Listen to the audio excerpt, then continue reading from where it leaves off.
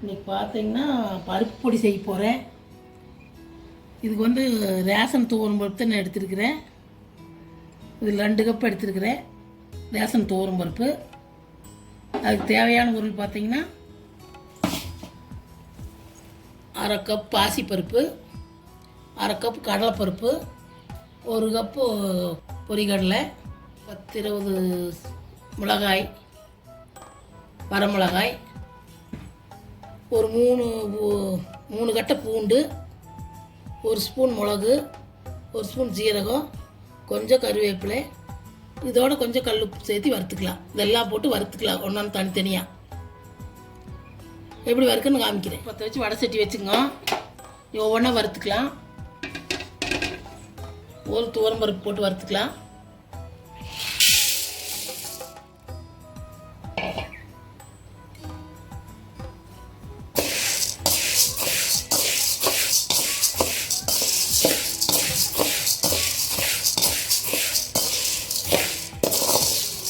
தீயை அப்படியே மெதுவாக வச்சு வறுத்துக்குவோம். அதையும் வச்சு தீஞ்சு போயிடு.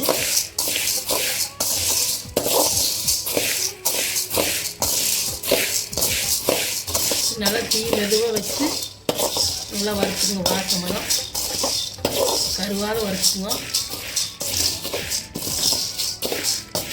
நல்லா பேச்சுலர் பசங்களாம் அப்படி வறுத்து பொடி பண்ணி வச்சுட்டிங்கன்னா ஈஸியாக சாப்பாட்லேயும் போட்டு சாப்பிட்டுக்கலாம். இட்லி தோசைக்கும் சாப்பிட்டுக்கலாம். கொஞ்சம் நல்லா நிறுத்தி ஈஸியாக வேலை முடிஞ்சுது.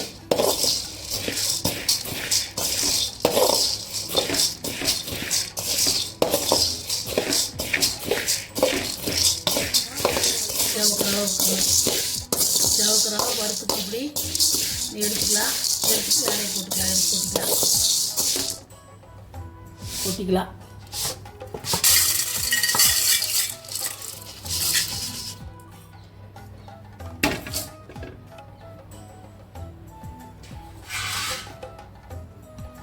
இன்றைக்கி பார்த்தீங்கன்னா கடலைப்பருப்பு போட்டுக்கலாம்.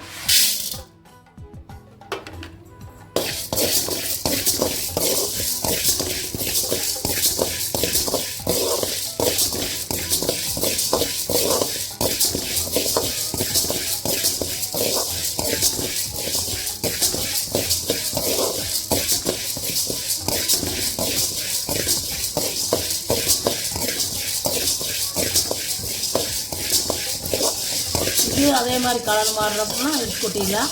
நம்ம தீயக்கூடாது. சிம்மில் வச்சு வறுத்துக்கணும்.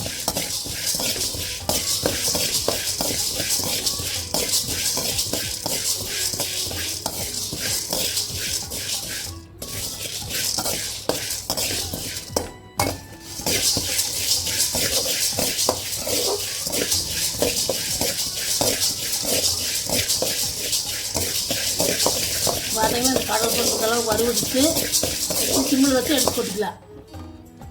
அதே அதிலே கொட்டிக்கங்க.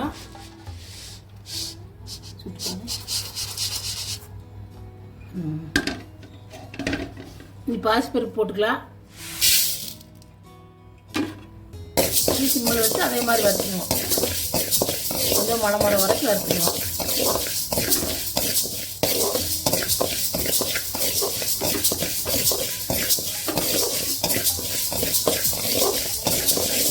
பார்த்தீங்கன்னா இந்த அளவுக்கு வறுத்து நீ எடுத்து கொட்டிக்கலாம். பாசிப்பருப்புங்க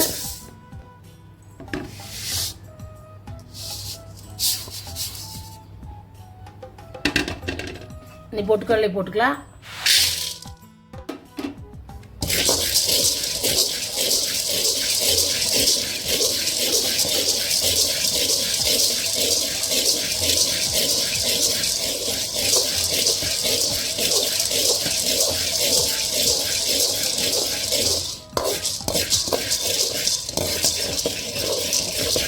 அந்த அளவுக்கு வறுத்துக்கங்க. பொட்டுக்கடலை போட்டு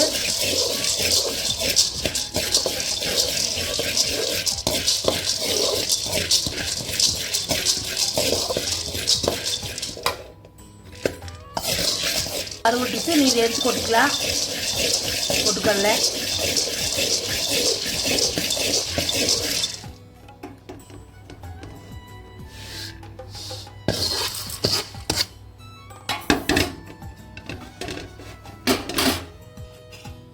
கொஞ்சமாக ஒரு ஸ்பூன் எண்ணெய் ஊற்றி மிளகாய் வறுத்துக்கலாம்.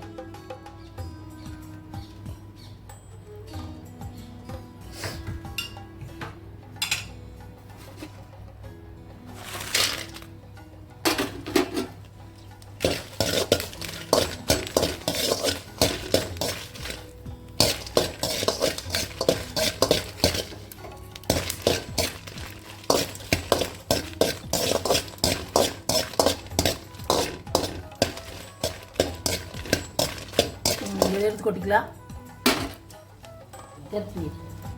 இது எடுத்து கொட்டிக்கலாம்.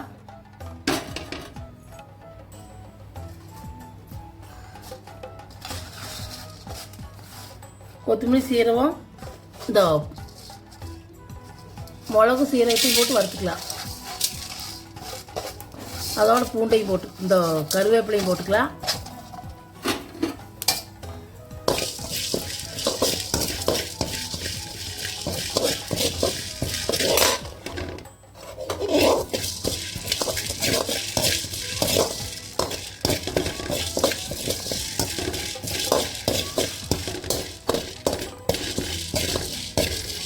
எடுத்து கொட்டிக்கலாம். பார்த்தீங்கன்னா மிளகு சீரகம் வறுவடிச்சு இதையும் கொட்டிக்கலாம். கருவேப்பிலை மிளகு சீரகம் வச்சும் கொட்டிக்கலாம்.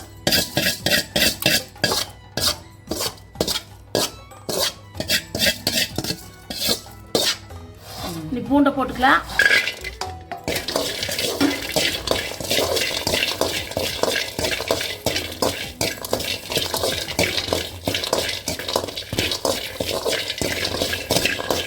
இதளவு பூண்டு வறுத்துக்கலாம். வறுவடிச்சு எடுத்து போட்டுக்கலாம். அதையும்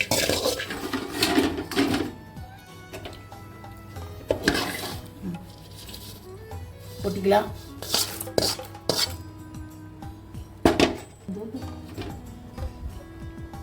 கல் உப்பையும் போட்டு வறுத்துக்கலாம்.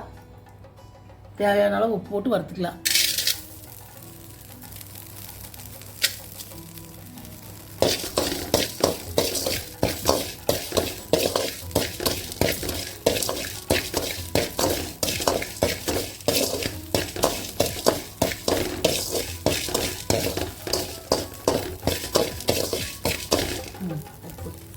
எடுத்து கொட்டிக்கலாம்.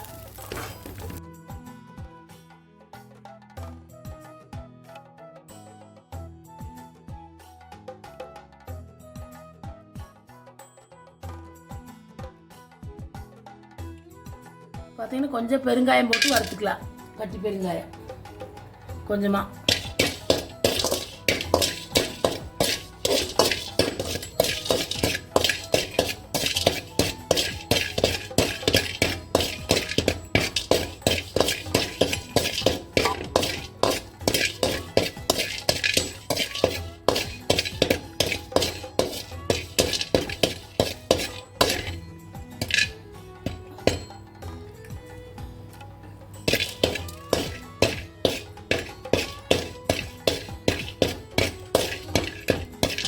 ஆஃப் பண்ணிடலாம். எல்லாம் வறுத்தாச்சு. நீ கொட்டிக்கலாம். அதை வெங்காயத்தை